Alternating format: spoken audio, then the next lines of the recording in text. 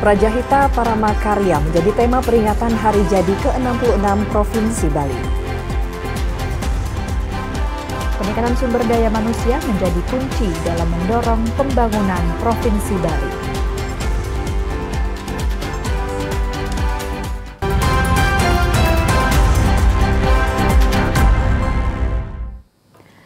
Om Swastiastu. Saudara, dua topik utama tadi dan sejumlah informasi penting dan menarik telah kami siapkan dalam Bali hari ini. Kali ini bersama saya Galuh Praba. Dan saya Jayantari, berikut Bali hari ini selengkapnya.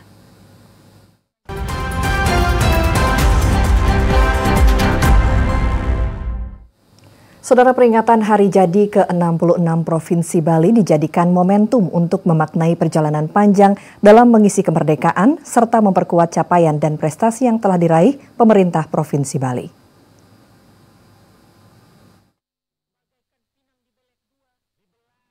Hal tersebut disampaikan penjabat Gubernur Bali Sangmade Mahendra Jaya selaku Inspektur Apel peringatan Hari Jadi ke-66 Provinsi Bali di lapangan Niti Mandala Renon Denpasar Rabu pagi.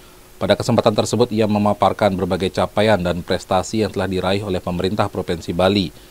Di antaranya penurunan angka kemiskinan, pengangguran, dan juga penurunan angka stunting yang menjadi kasus terendah di Indonesia dengan 7,2%. Capaian ini tentunya tidak terlepas dari upaya pemerintah Provinsi Bali untuk terus meningkatkan kesejahteraan masyarakat Bali. Hal ini sejalan dengan tema peringatan Hari Jadi Provinsi Bali tahun ini, yakni Prajahita Paramakarya, yang mengandung makna karya mulia untuk membangun Bali maju dan sejahtera. Sementara itu, Sekretaris Daerah Provinsi Bali Dewa Made Indra mengatakan, peringatan Hari Jadi Provinsi Bali tahun ini juga menjadi momentum untuk mengajak masyarakat Bali dalam mewujudkan pelaksanaan pilkada yang aman. Terlebih penggunaan hak pilih pada pelaksanaan pilkada ini akan menentukan pemimpin dan masa depan Bali.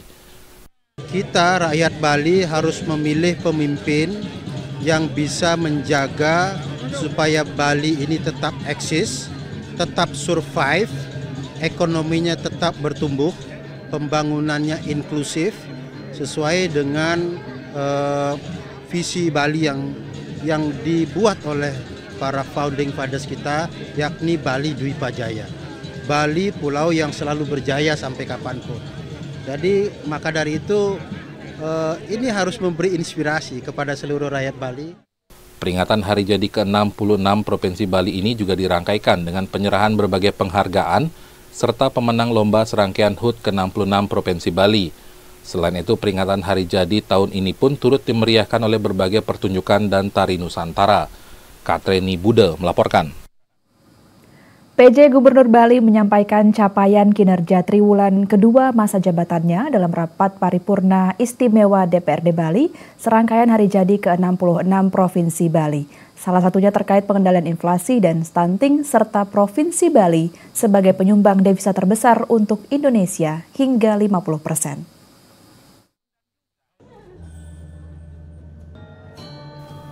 Menjadi salah satu destinasi terbaik dunia, Bali masih menyumbang 50% devisa negara dengan 14,3 juta kunjungan wisatawan mancanegara ke Indonesia.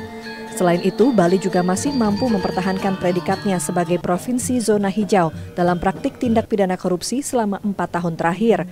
Tidak hanya itu, Bali kini juga ditekankan tengah bertransformasi menjadi pemerintahan berbasis data. Sementara itu, capaian kinerja PJ Gubernur Bali pada triwulan kedua masa jabatannya mencakup pengendalian inflasi melalui berbagai upaya yang salah satunya dilakukan melalui strategi 4K, yakni ketersediaan pasokan, keterjangkauan harga, kelancaran distribusi, dan komunikasi yang efektif. Di lain sisi, tingkat stunting di Provinsi Bali juga terus ditekan dan dioptimalkan melalui kegiatan penggerakan aksi bergizi.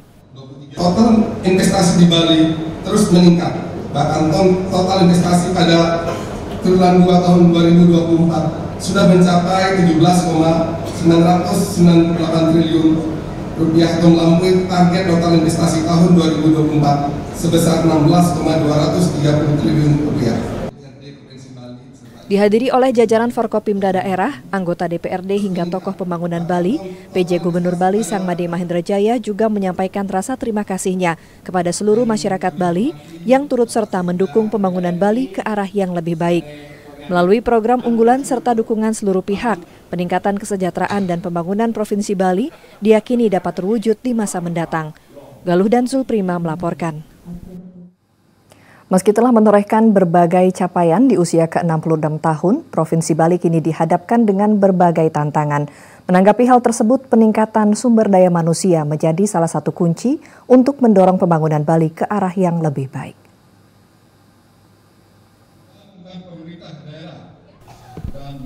Pasca pandemi, Bali terus menghadapi berbagai tantangan, salah satunya tantangan pemulihan ekonomi. Pemulihan ekonomi ini pun perlahan mulai tercapai seiring peningkatan kunjungan wisatawan mancanegara ke Bali. Namun peningkatan jumlah wisman ini juga mendatangkan beberapa masalah lain, seperti banyaknya wisatawan yang berulah hingga kemacetan yang terjadi di beberapa kawasan wisata. Salah satu tokoh masyarakat Bali, Anak Agung Ngurah Ratmadi mengatakan, Bali masih perlu meningkatkan kompetensi sumber daya manusia untuk mampu menghadapi berbagai tantangan global. Sebagai cermin dunia, Bali kerap kali menjadi percontohan, sehingga penting untuk menjaga kelokalan Bali yang menjadi jati diri di tengah globalisasi. Manusianya belajar yang baik-baik semua. Sumber daya manusia. Belajar, tekun, nggak boleh diam-diam aja. Ikuti persaingan dunia inilah. Kita kan warga dunia, masa kalahnya len-len. Sementara itu, Ketua Perhimpunan Hotel dan Restoran Indonesia (PHRI) Bali, Cokorde Arte Ardana Sukawati menyebutkan, dalam menghadapi tantangan yang ada, masyarakat Bali harus menjadi subjek pembangunan pariwisata yang merasakan langsung manfaat pesatnya perkembangan pariwisata. Guna mencapai hal tersebut, industri pariwisata diharapkan melibatkan masyarakat lokal yang juga telah dibekali dengan berbagai keterampilan. Ya, ikut dari awal, mengawal, kemudian dalam pelaksanaan, dalam pembangunan industri pariwisata, mereka ikut sebagai pelaku pariwisata, tidak hanya sebagai penonton, kemudian di hilirnya mereka ikut menikmati hasil pariwisata ini. Selain itu, pemerataan pariwisata juga masih menjadi tugas Bali ke depan, menuju keadilan dan pertumbuhan yang sejalan bagi seluruh masyarakat. Galuh dan Zulprima melaporkan. Saudara, berbagai isu seperti sampah dan kemacetan lalu lintas masih menjadi persoalan krusial yang perlu penanganan serius dari pemangku kepentingan. Hari jadi ke-66 Provinsi Bali pun menjadi refleksi untuk memecahkan persoalan tersebut. Provinsi Bali kini genap berusia 66 tahun. Berbagai kemajuan pembangunan telah berhasil dicapai. Selain sebagai momentum refleksi, peringatan HUT ke-66 Provinsi Bali juga menjadi momentum introspeksi terhadap berbagai persoalan yang hingga kini belum kunjung selesai, khususnya terkait persoalan sampah dan kemacetan. Sejumlah akademisi berharap pemangku kepentingan dapat segera menemukan solusi yang tepat dan efektif agar Bali sebagai destinasi pariwisata utama tetap mampu menjadi pilihan andalan bagi wisatawan global. Kemacetan dan yang kedua masalah sampah, ya. Kemudian dalam tanda kutip ya pengelolaan pariwisata yang boleh dikatakan perlu pembenahan itu ya. Di sisi lain karena pariwisata kan juga bagian dari penghasilan yang tidak dimiliki oleh negara lain, boleh dikatakan dalam tanda kutip yang istimewanya karena Bali menjadi destinasi pariwisata dunia, kan begitu. Ini jadikan momen refleksi diri, merefleksi apa yang sudah dilakukan, apa yang akan dilakukan. Menuju Bali maju, Indonesia maju sampai dengan Indonesia emas.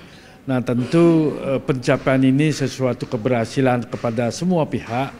Namun oleh sebab itu Bali sebagai daerah pariwisata tentu menjadi sebuah spirit dalam kerangka hari ulang tahun ini untuk lebih meningkatkan kepekaan terhadap persoalan Bali, ajak Bali, lingkungan Bali, budaya Bali yang mampu memberikan sebuah kekuatan dalam kerangka pembangunan Bali dan bermuara kepada untuk kesejahteraan Bali. Sementara itu, salah seorang warga berharap geliat pariwisata Bali harus didukung oleh kuatnya sektor pertanian. Menurutnya, dua sektor ini memerlukan sinergi yang kuat agar pariwisata Bali semakin diminati oleh wisatawan. Harapan kami kepada pemerintah, tentunya kepada kepala daerah, pertama di sela pertumbuhan pariwisata Bali, tentu perlu kita perhatikan mengurangi kemacetan. Yang boleh saran pariwisata ini tentu tidak bisa dilepaskan dari bidang pertanian. Nah, untuk itu kiranya mungkin pemerataan boleh diperhatikan. Kemudian juga kemacetan ini menjadi satu kendala tentunya bagi wisatawan yang ke Bali. Harapan kami ini juga satu atensi bagi pemerintah Bali untuk memperhatikan bagaimana cara untuk mengatasi kemacetan. Di sisi lain, pembangunan jalan tol, pengembangan moda transportasi massal dinilai menjadi program yang perlu segera direalisasikan untuk mengurangi kemacetan. Sementara membangun kesadaran pengelolaan sampah berbasis sumber menjadi salah satu upaya untuk penanganan sampah di Bali. Haris Yadi melaporkan. Saudara, upaya pemerintah Provinsi Bali dalam ikut serta membangun pariwisata Klungkung berbasis budaya dan alam diapresiasi langsung oleh penjabat Bupati Klungkung Nyoman Jendrika. Hal ini disampaikan di sela-sela pelaksanaan apel Hari Jadi ke-66 Provinsi Bali. Bertempat di alun-alun Dewa Agung Jambe Klungkung, pemerintah Kabupaten Klungkung menggelar apel peringatan Hari Jadi ke-66 Provinsi Bali pada Rabu pagi.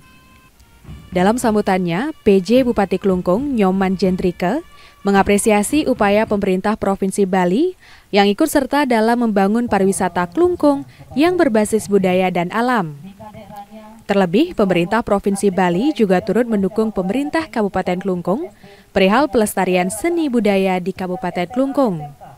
Jendrika juga menyebutkan bahwa peringatan Hari Jadi Provinsi Bali juga merupakan momentum peringatan perjuangan bagi warga Klungkung. Pihaknya berharap kedepannya pemerintah Kabupaten Klungkung bersama pemerintah Provinsi Bali dapat terus bersinergi untuk sama-sama membangun dan memajukan Bali. Hari ini kita peringati Hari Jadi ke-66 Provinsi Bali, menunjukkan kita berupacara di sini, menunjukkan sinergi kita antara Pemprov dengan Kabupaten Klungkung. Tentunya adalah kami di dalam melakukan pembangunan di Kabupaten Klungkung tentunya memiliki visi dan misi yang sama dengan Provinsi Bali, di mana kami juga tujuannya adalah mencerdaskan kehidupan bangsa dan tentunya memajukan Kabupaten Klungkung baik dari sisi ekonomi, pendidikan, dan kebudayaan. Nah, tentunya sekali lagi ini memerlukan sinergitas antara Provinsi Bali dan Kabupaten Klungkung. Peringatan Hari Jadi ke-66 pemerintah Provinsi Bali mengambil tema Prajahita Paramakarya yang juga dirangkaikan dengan HUT ke-79 RI dengan tema Nusantara Baru Indonesia Maju. Selain itu, apel Hari Jadi Provinsi Bali ini juga dilanjutkan dengan penyerahan piagam dan hadiah kepada para atlet yang meraih Porsenijar di tingkat provinsi. Iketut Kusetiawan melaporkan. Pelaksanaan pameran pembangunan yang menjadi agenda tahunan Pemprov Bali kali ini digelar sedikit berbeda dibandingkan tahun sebelumnya. Selain dirangkaikan dalam bulan kebangsaan, pameran pembangunan tahun ini juga menghadirkan perkembangan digitalisasi.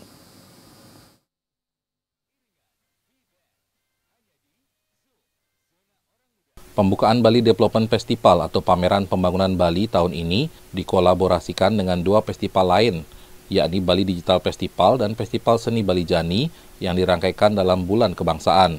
Persiapan demi persiapan pun sudah dilaksanakan selama 4 bulan terakhir dan kini telah dirampungkan. Hal tersebut terlihat dari banyaknya stan yang mulai dibuka di Taman Budaya Art Center Provinsi Bali Rabu pagi. Diketahui Bali Development Festival tahun ini diikuti oleh 592 peserta dari unsur OPD di lingkungan pemerintah Provinsi Bali, komunitas informasi masyarakat, UMKM Kabupaten Kota, instansi vertikal dan horizontal, universitas swasta, negeri, perbankan, dan mitra kerja Diskominfo Bali. Kabid Informasi dan Komunikasi Publik Diskominfo Provinsi Bali, Ana Agung Ngurah Bagus Aryana mengatakan, pada agenda rutin tahunan ini, pameran pembangunan berupaya menyuguhkan hal berbeda setiap tahunnya.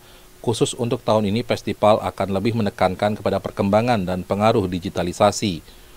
Untuk acara pembukaan ini itu ada yang spesial, bagi ini yang mengidolakan Lyodra. Nanti malam itu ada artis nasional Lyodra, jangan sampai terlewatkan. Ada pesta kembang api, ada Alfirev, ini background soundnya untuk disc jokinya itu bagus, dan juga Lyodra.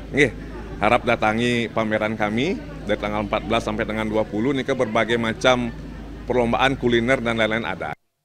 Pembukaan pameran pembangunan Bali tahun 2024 pun akan digelar di Gedung Terbuka Arle Chandra pada Rabu malam pukul 19 WITA. Pembukaan ini akan turut menghadirkan sejumlah penyanyi papan atas nasional dan seniman yang kemudian dimeriahkan dengan pesta kembang api serta berbagai pertunjukan lainnya. Selain itu, pameran pembangunan yang akan berlangsung mulai tanggal 14 hingga 20 Agustus mendatang juga akan diisi dengan berbagai lomba seperti lomba stand, kuliner, dan berbagai agenda lainnya. Katreni Bude melaporkan. PU Kabupaten Bangli sosialisasikan syarat calon Bupati Bangli. Informasinya selengkapnya kami hadirkan usai jeda.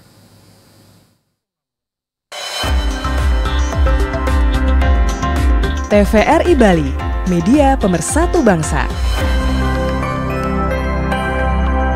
Ini adikku, umurnya cuma beda 1 tahun dariku, tapi selalu minta dibantu. Ternyata adik stunting, gagal tumbuh, gagal berkembang, dan juga sakit-sakitan. Andai ada yang bisa kulakukan. Jaga anak-anak kita, jangan sampai tumbang. Pantau tumbuh kembang anak, cegah stunting sejak dini.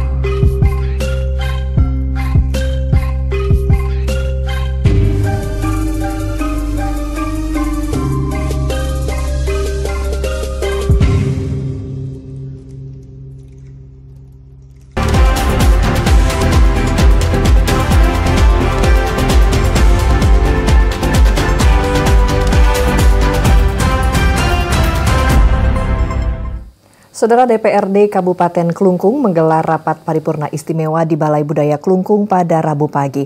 Rapat paripurna ini turut dirangkaikan dengan pelantikan 30 anggota DPRD Klungkung periode 2024-2029.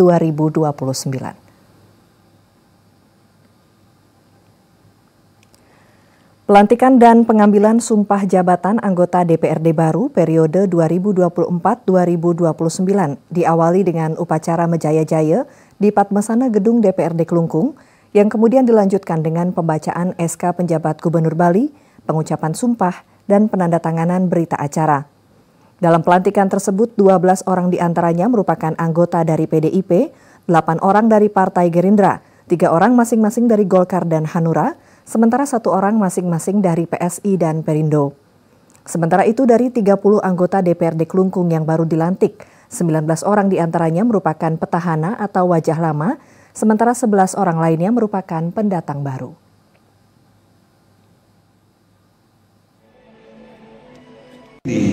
Perkenankan saya menyampaikan ucapan selamat kepada para anggota DPRD Kabupaten Kota yang telah dilantik pada hari ini dalam rapat paripurna DPRD Kabupaten Kota dengan agenda khusus pengucapan sumpah atau janji anggota DPRD Kabupaten Kota hasil pemilihan umum tahun 2024. Sementara itu untuk jabatan Ketua dan Wakil Ketua DPRD Klungkung berasal dari PDIP dan Gerindra sebagai peraih suara terbanyak, yakni Anak Agung Gede Anom sebagai Ketua dan Iwayan Baru sebagai Wakil Ketua. Kita beralih ke Kabupaten Jemberana. Saudara, proses pemilihan para legislatif di kabupaten setempat telah dilakukan pada 14 Februari lalu. Hasilnya dari seluruh anggota dewan yang terpilih dan mendapatkan kursi di DPRD, sebagian besar masih diisi para incumbent atau petahana. DPRD Kabupaten Jemberana akhirnya memiliki anggota dewan baru periode 2024 hingga 2029. Dan menandai dimulainya babak baru bagi lembaga legislatif di bumi Mekepung Jemberana. Dari 35 anggota Dewan, 22 orang diantaranya merupakan para petahana, dan sisanya 13 anggota Dewan merupakan wajah baru yang akan berkolaborasi dengan para eksekutif di lingkup pemerintah Kabupaten Jembrana. Dari para petahana tersebut, Ketua DPRD sebelumnya, yakni Sri Sutarmi, kembali dipercaya untuk memimpin sementara lembaga legislatif ini. Menurutnya, agenda terdekat DPRD adalah menyusun tata tertib baru, membentuk praksi-praksi, dan memilih pimpinan definitif. Selain itu, pembentukan alat kelengkapan Dewan juga menjadi prioritas utama. Kedepannya, para anggota Dewan ini harus segera menyusun tata tertib yang efektif, membentuk praksi yang solid, dan memilih pemimpin definitif yang mampu membawa DPRD ke arah yang lebih baik. Nah, setelah hari ini, kami sebagai pimpinan sementara memiliki tugas untuk membentuk fraksi pertama. Setelah membentuk fraksi, kemudian memfasilitasi untuk pimpinan definitif. Proses pengukuhan pimpinan definitif kemudian dilanjutkan dengan pembuatan rancangan peraturan tata tertib DPRD periode 2024-2029 dan terakhir pembentukan AKD.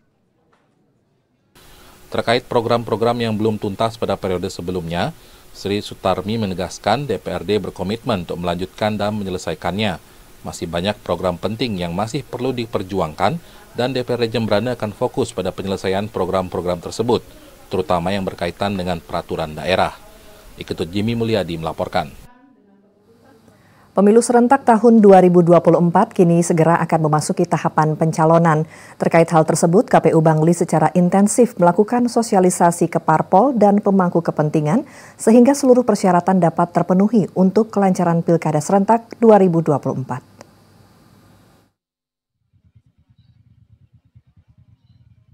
Sesuai jadwal tahapan Pilkada serentak 2024, tahapan pencalonan akan mulai dilaksanakan pengumuman pada 24 sampai 26 Agustus. Selanjutnya 27 hingga 29 Agustus pendaftaran pasangan calon Bupati dan Wakil Bupati Bangli, dan pada tanggal 22 September dilakukan penetapan pasangan calon. Terkait hal tersebut, KPU Bangli terus melakukan sosialisasi.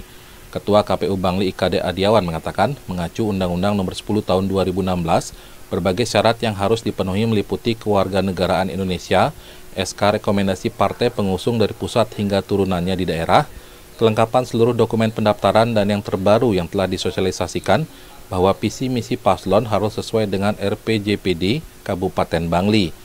Untuk batasan umur sesuai juknis terbaru untuk Bupati adalah 25 tahun. Melakukan sosialisasi kepada partai politik, kemudian stakeholder, berkaitan dengan tahapan pencalonan khususnya PKPU 8. Kemudian yang terbaru adalah kita juga sudah mensosialisasikan bahwa visi misi pasangan calon ya harus sesuai dengan EPJPD Kabupaten Bangli, itu kita sudah sosialisasikan. Dengan pemahaman bersama terkait berbagai syarat pencalonan dapat diminimalisir berbagai kendala yang mungkin dapat terjadi, sehingga proses pendaftaran pada Pilkada 2024 berjalan dengan aman dan lancar. Putu Ratna melaporkan. KPU Gianyar menetapkan jumlah pemilih sementara dalam Pilkada tahun 2024, yakni 392.522 pemilih dalam rapat pleno rekapitulasi dan penetapan daftar pemilih sementara pada pemilihan Gubernur dan Wakil Gubernur Provinsi Bali, serta pemilihan Bupati Kabupaten Gianyar tahun 2024. Hasil data pemilih sementara, KPU Gianyar menetapkan sebanyak 392.522 pemilih untuk Pilkada 27 November 2024 di Kabupaten Gianyar. Pemilih ini terdiri atas 193.554 pemilih laki-laki dan 198.968 pemilih perempuan, tersebar di 873 TPS di 70 desa yang ada di 7 kecamatan di Kabupaten Gianyar. Ketua KPU Kabupaten Gianyar, Iwayan Mura mengatakan, jumlah daftar pemilih sementara ini masih berpotensi berubah, sebab hingga pelaksanaan Pilkada serentak masih memungkinkan adanya perpindahan pemilih maupun penambahan akibat adanya warga yang masih mengurus KTP elektronik. Tentu terkait data pemilih ini kami berharap dari KPU Kabupaten Gianyar, masyarakat juga harus aktif dengan mengecek dirinya lewat cek DPT online, sehingga bagi masyarakat yang belum terdaftar ini bisa kita catat dan kita masukkan sebagai data pemilih baru yang nanti kita gunakan dan kita tetapkan sebagai DPT nantinya. Setelah ditetapkannya daftar pemilih sementara, KPU Gianyar tetap akan melakukan evaluasi guna melakukan perbaikan hingga dilaksanakannya pleno penetapan daftar pemilih tetap. Informasi lainnya, Saudara, sektor pariwisata cenderung menopang perekonomian Bali. Kekuatan sektor lain seperti pertanian, perikanan, hingga UMKM dinilai perlu didorong untuk menggerakkan ekonomi Bali di usianya yang terus bertambah.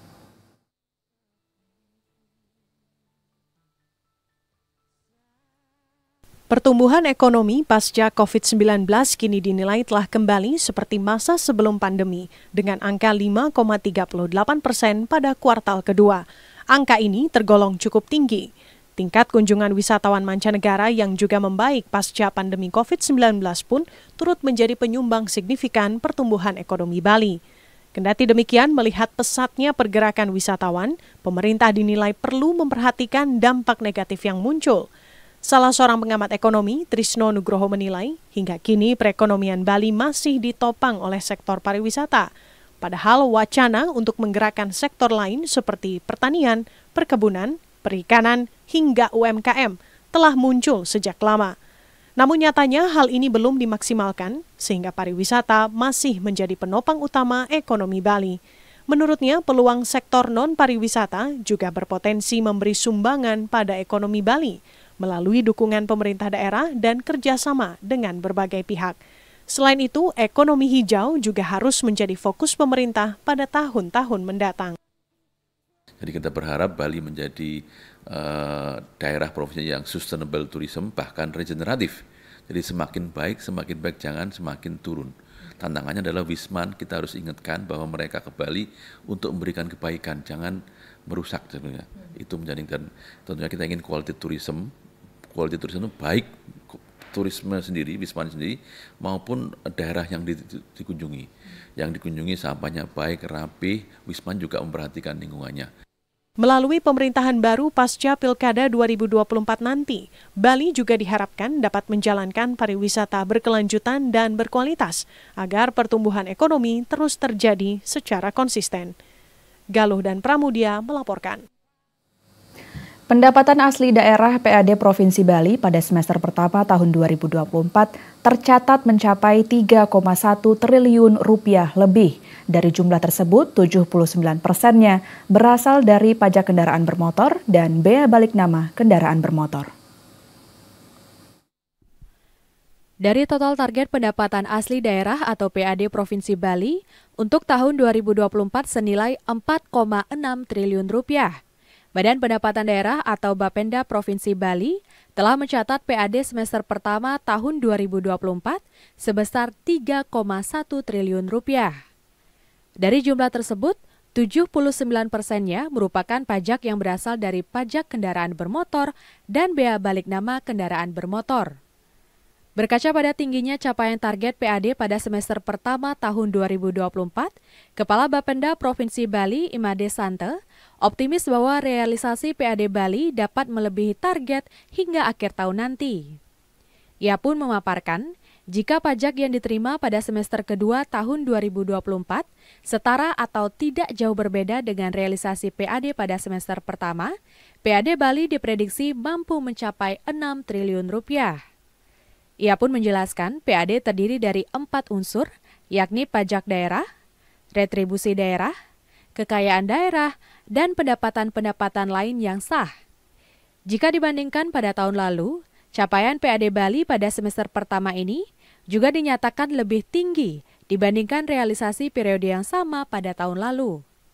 Santa menuturkan salah satu faktor meningkatnya PAD Bali yakni karena adanya pungutan wisatawan asing atau PWA yang sudah mulai diterapkan pada tahun ini serta adanya pertumbuhan jumlah kendaraan baru.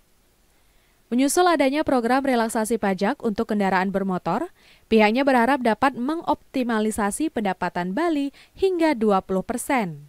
Selain itu, sumber pendapatan lainnya juga berasal dari retribusi snorkeling di Nusa Penida. Ia mengungkapkan pendapatan dari aktivitas wisata bahari tersebut sudah mencapai 2 miliar rupiah. Pengawas SPBU tindak tegas operator yang diduga pungli. Informasinya sesaat lagi, tetaplah bersama Bali Hari Ini. TVRI Bali, media pemersatu bangsa. Untukmu, pahlawanku. Kak, siapa pahlawan idola kakak? Kalau kakak mengidolakan semua pahlawan kita. Pada masa penjajahan dulu, pahlawan kita mengorbankan nyawanya untuk mempertahankan kemerdekaan. Kalau sekarang, ada nggak sih pahlawan, Kak? Guru kita kan juga pahlawan tanpa tanda jasa. Makanya kita harus giat belajar supaya bisa berprestasi. Marsha mau jadi pahlawan kemanusiaan.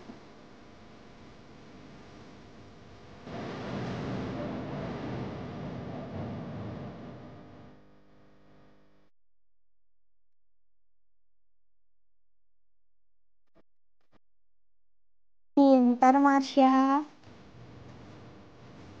Ayo anak-anak, istirahat dulu, minum ya. Nah, Marsha, ibu kita juga pahlawan loh. Pahlawan bagi keluarga kita.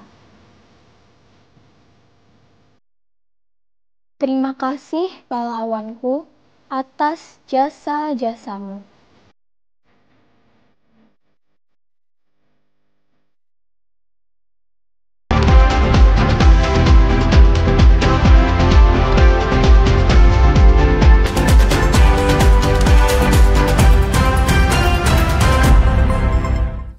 Saudara, oknum operator SPBU di Denpasar diduga melakukan pungutan terhadap pembelian BBM viral di media sosial. Modusnya pengisian 100.000 Pertamax dikenai biaya admin sebesar Rp5.000.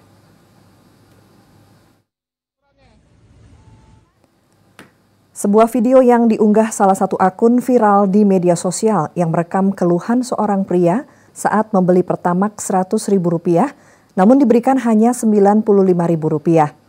Sisanya Rp5.000 oleh salah satu operator SPBU disebut sebagai biaya administrasi.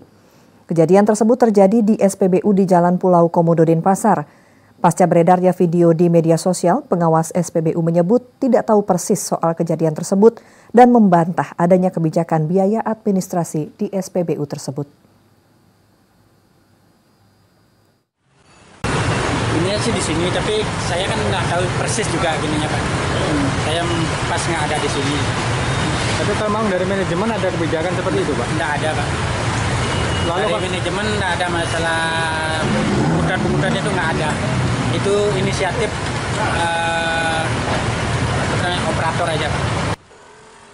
Pasca kejadian tersebut, 2 oknum operator SPBU dalam video dibawa petugas Polresta Denpasar untuk dimintai keterangan lebih lanjut.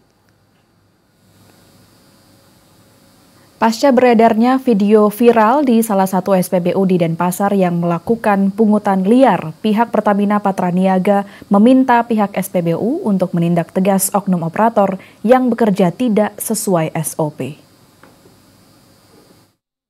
Ulah oknum operator SPBU yang meminta kutipan biaya sebesar Rp5.000 saat pembelian BBM jenis Pertamax tersebut tidak hanya merugikan pelanggan, namun ulah tersebut juga menjadi perhatian serius PT Pertamina.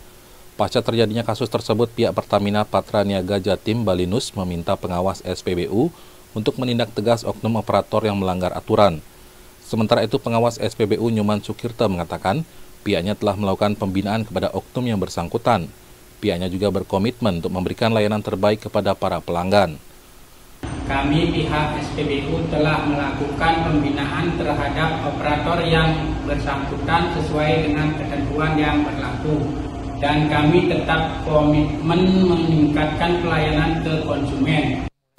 Saat ini pembelian BBM jenis non-subsidi dengan jerigen atau kemasan yang aman masih diperbolehkan.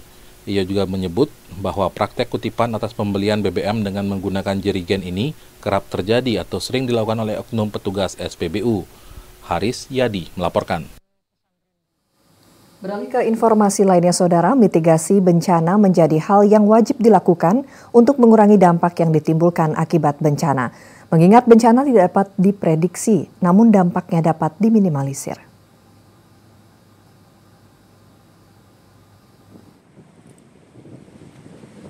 Mitigasi bencana adalah serangkaian tindakan yang dilakukan untuk mengurangi atau menghindari dampak negatif dari bencana. Sebab bencana alam merupakan peristiwa yang tidak dapat dihindari, namun dampaknya dapat diminimalisir melalui perencanaan yang baik dan tindakan yang tepat. Seperti dilakukan warga Desa Banyubiru Jembrane, melakukan mitigasi bencana dengan mengenal potensi bencana yang dapat terjadi di wilayahnya. Kegiatan ini bertujuan memperkuat ketahanan masyarakat Desa Banyubiru terhadap bencana yang sering mengancam wilayah pesisir Bali.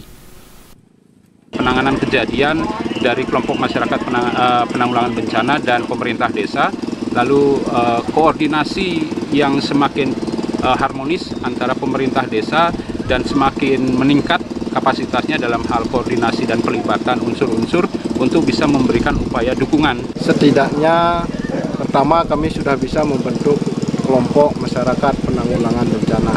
Jadi sudah ada kepengurusan. Terus di samping itu kita sudah dilatih seperti apa cara penanganan bencana, pasca bencana, sehingga ke depan harapan kita tidak hanya kelompok saja yang memahami kegiatan ini. Jadi perlu masyarakat luas memahami terkait dengan cara-cara penanganan bencana.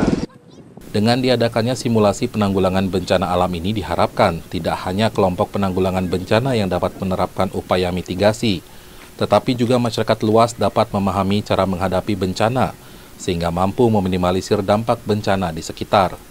Iketut Jimmy Mulyadi melaporkan.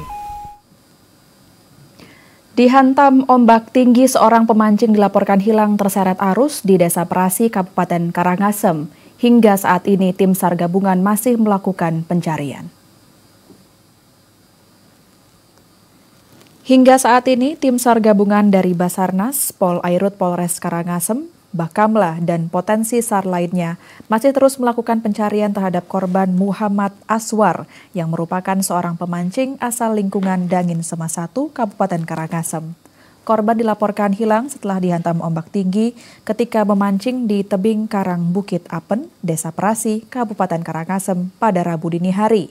Ketika kejadian, korban tengah memancing dengan kakaknya sebelum diterjang oleh ombak tinggi. Pasca hantaman ombak tersebut, korban terseret arus dan masih belum ditemukan. Sementara kakak korban berhasil menyelamatkan diri dengan memanjat tebing karang.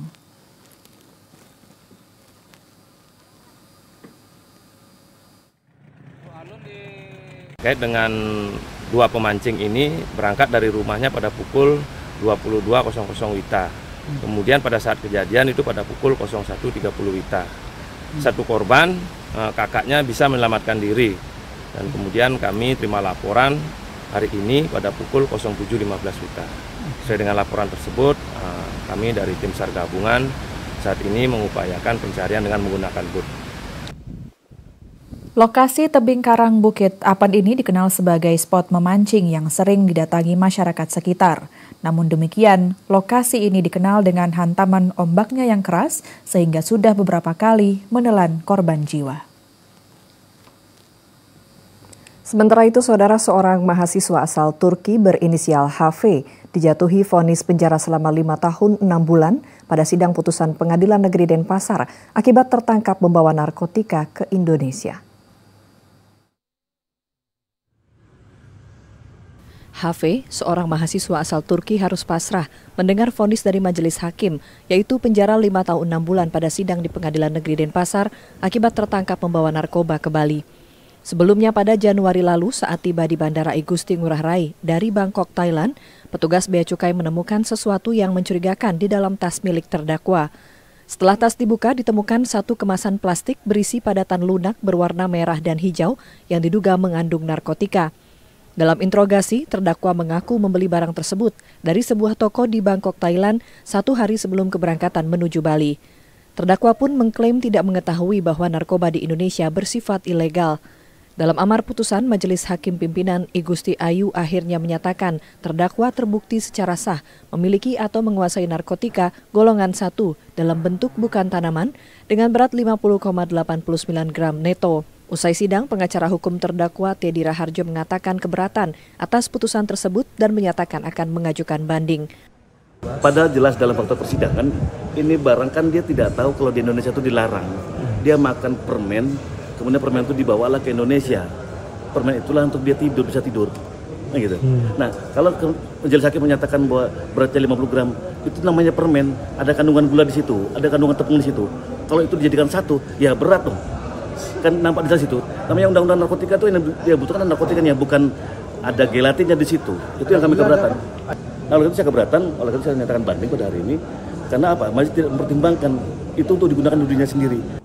Barang bukti berupa kemasan plastik berisi padatan lunak seberat 50,89 gram neto tersebut pun sudah diperiksa lebih lanjut di Laboratorium Forensik Polri Cabang Denpasar. Setelah diperiksa terdapat kandungan narkotika golongan 1 berdasarkan Undang-Undang Republik Indonesia Nomor 35 Tahun 2009. Gung Nanda melaporkan. Seorang chef di salah satu hotel ternama di Denpasar dipolisikan atas dugaan pencabulan. Korban adalah seorang siswi SMK yang tengah mengikuti program magang, program praktik kerja di bagian kitchen hotel tersebut. Chef inisial S yang bekerja di hotel ternama di pusat kota Denpasar dilaporkan ibu korban ke Polresta Denpasar pada 15 Juli 2024 atas dugaan tindak pidana persetubuhan terhadap anak sesuai Undang-Undang RI Nomor 35 Tahun 2014 tentang Perlindungan Anak. Melalui kuasa hukumnya, Alit Wardika mengatakan korban merupakan salah satu siswa SMK di Denpasar, jurusan kuliner yang magang pada bagian kitchen di hotel tersebut. Korban diberikan tugas magang dari sekolah terhitung sejak 12 Juni hingga 12 Desember 2024. Kejadian tersebut terungkap secara tidak sengaja ketika kakak korban menemukan percakapan di aplikasi yang berisikan cerita korban ke temannya tentang tindak pencabulan yang dilakukan pelaku. Kasus ini telah dilaporkan ke penyidik Polresta Denpasar pada 15 Juli 2024 dan hingga kini terus berproses. Pelaku sudah diamankan dan sejumlah saksi sudah diperiksa petugas, termasuk karyawan hotel tempat pelaku bekerja selama 20 tahun terakhir. Dan setelah beberapa harinya, si adik korban ini diintervensi dan mengalami diajak melakukan perselingkuhan oleh si pelaku. Si pelaku ini adalah seorang chef yang dimana si pelaku ini yang harusnya memberikan informasi ilmuwan tentang apa yang dipelajari si adik korban ini, tapi nyatanya si pelaku ini malah sangat miris sekali melecehkan. Kasus masih penyidikan dan sekarang tahap pemberkasan Pak, dan dan pelaku saat ini masih dilakukan penahanan. Melalui kuasa hukumnya, keluarga korban meminta pihak kepolisian untuk mengusut tuntas kasus ini dan berharap pelaku mendapatkan hukuman seberat-beratnya. Saudara, informasi lainnya akan kami hadirkan sesaat lagi, tetaplah bersama Bali hari ini.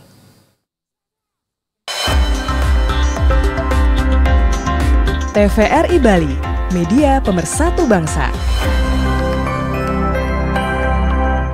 Aku adalah air, asal kehidupan. Ibu dari semua kehidupan. Dan aku pula yang sering kau abaikan. Aku ada setua jagat raya. Aku membangun kehidupan, tapi aku pun dapat menghancurkannya. Aku mengisi lebih dari separuh bumi. Tetapi untuk sebagian orang, aku masih sulit ditemukan. Tak ada satupun mampu bertahan tanpaku, siapapun ia. Ingatlah, setetes dariku akan menentukan hidupmu.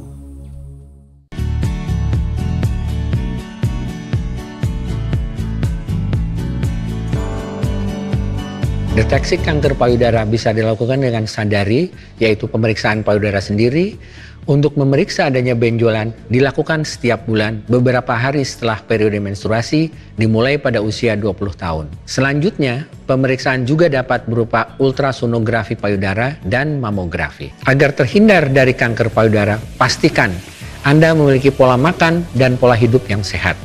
Konsumsi buah, sayur, kacang, dan biji-bijian sangat baik untuk kurangi risiko kanker payudara. Selain itu, hindari konsumsi alkohol, merokok, stres, dan jangan lupa juga berolahraga secara teratur.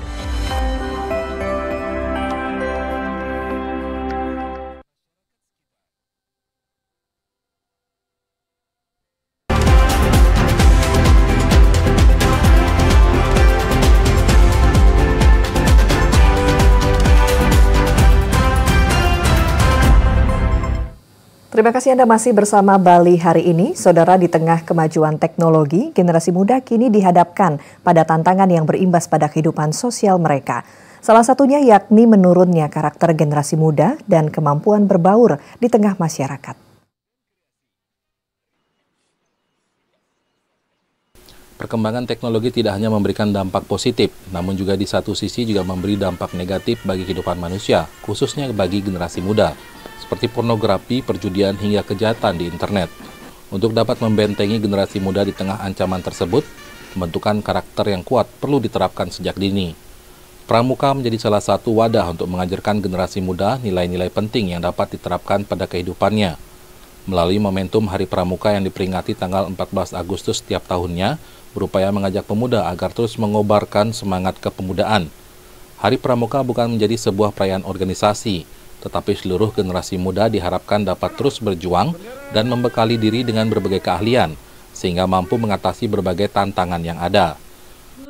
Momentum peringatan Hari Pramuka ke-63 ini, hari kita bersama-sama masyarakat Bangli, khususnya anak-anak muda ini, menjadikan momentum bersama-sama, menjadikan disiplin diri dan menumbuh kembangkan karakter yang bagus, yang didukung untuk menuju persaingan-persaingan berikutnya. Di sela-sela peringatan Hari Pramuka di Kabupaten Bangli, Wakil Bupati Bangli berharap seluruh pihak terkait dapat terus mendukung gerakan Pramuka dan menjadikannya sebagai kekuatan dalam memajukan bangsa dan negara, khususnya untuk ikut membangun Kabupaten Bangli yang lebih baik. Putu Ratna melaporkan. Industri pariwisata Bali optimis kunjungan wisatawan mancanegara Wisman ke Bali mampu melampaui capaian kunjungan Wisman sebelum pandemi COVID-19. Hal tersebut mengacu pada kondisi pariwisata Bali yang berada dalam tren positif.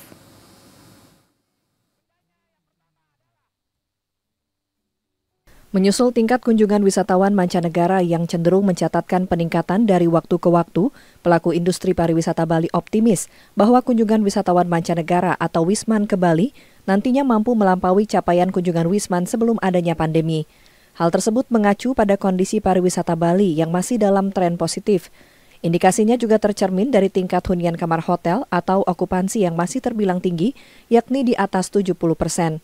Selain itu, tentu tren kunjungan wisatawan juga terus menunjukkan peningkatan. Wakil Ketua 3 Gabungan Industri Pariwisata Bali, GIPI Bali, Inyoman Astama mengatakan, intensitas rata-rata kedatangan Wisman ke Pulau Bali mencapai 16 hingga 18.000 orang per hari. Berdasarkan data pada bulan Juni 2024, kunjungan Wisman ke Bali sebanyak 534.383 orang, sementara pada bulan Juli, kunjungan Wisman meningkat menjadi 682.046 kunjungan.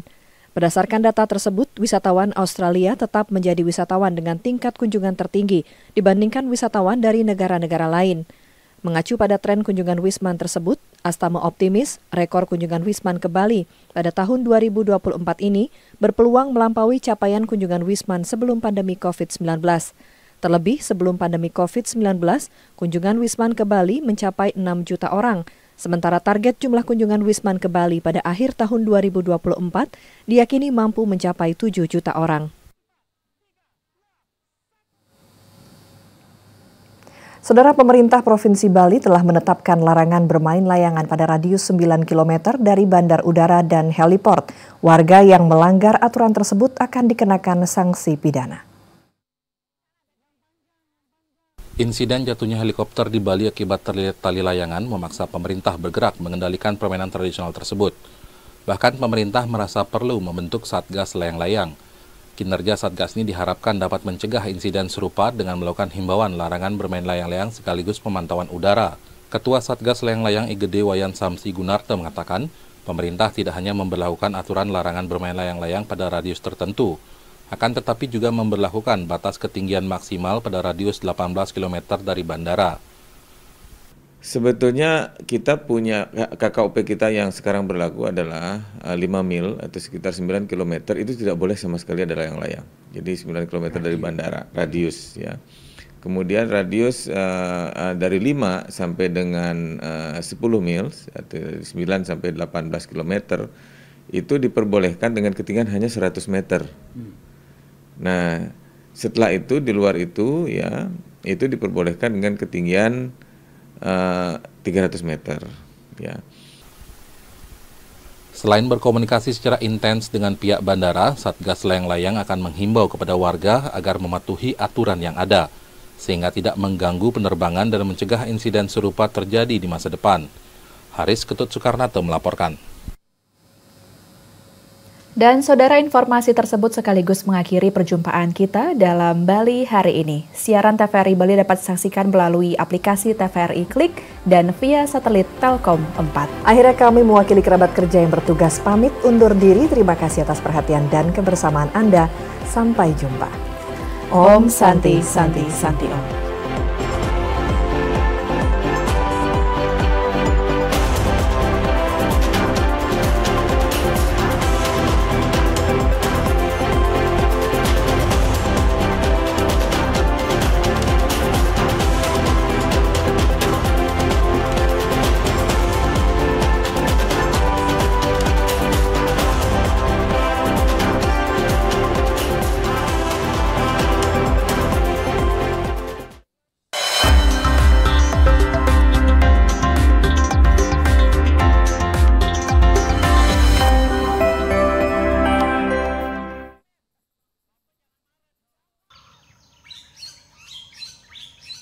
Ayah, bantuin adik mengerjakan tugas ya. Tugas apa? Tugas tentang flora dan fauna ya. Ayah sudah beberapa kali meneliti tentang kehidupan flora dan fauna di Bali. Bagaimana kalau ayah ceritakan kehidupan alam Jalak Bali? Wah, boleh tuh ya.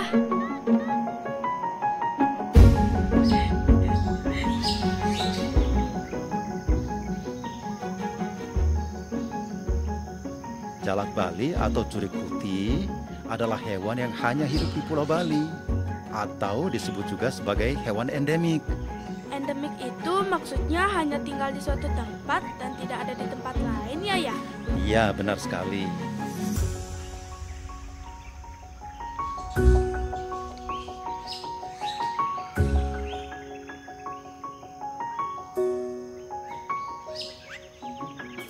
Nah, burung ini walaupun bernama jalak, tetapi berwarna putih dengan ujung sayap berwarna hitam. Kelopak matanya berwarna biru, suara burung ini juga merdu loh.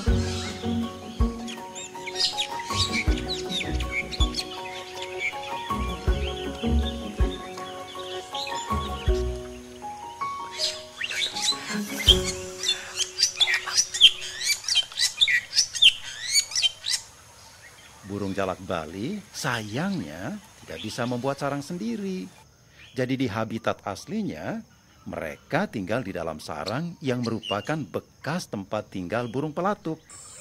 Namun karena burung pelatuk sudah punah, mereka tinggal di sarang buatan manusia.